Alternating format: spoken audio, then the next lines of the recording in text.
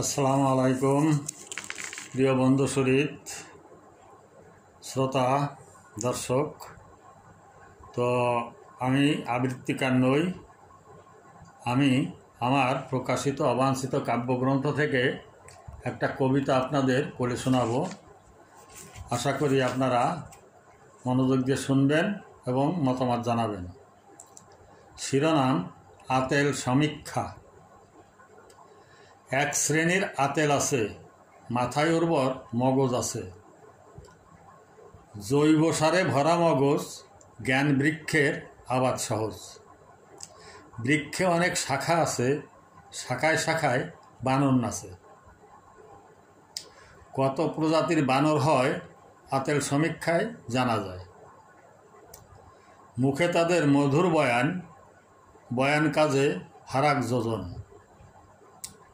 সোজা পথে পায় না মজা, কাজই তাদের বাঁকা খোঁজা। প্রশ্ন লাখো কোটি প্রশ্ন ছাড়ে, ক্রমশ তা শুধুই বাড়ে।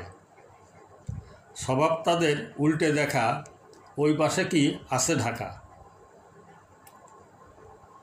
যুক্তিতর্কে পারদর্শী, সম্মোহিত শ্রোতাদর্শী। সোজা সরল মানুষ যারা, আতেলের শিকার হয় তারা।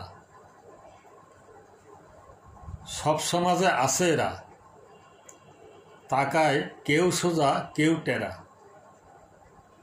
লক্ষ্য এদের বোঝা শক্ত, তৈরি করে লাখো ভক্ত।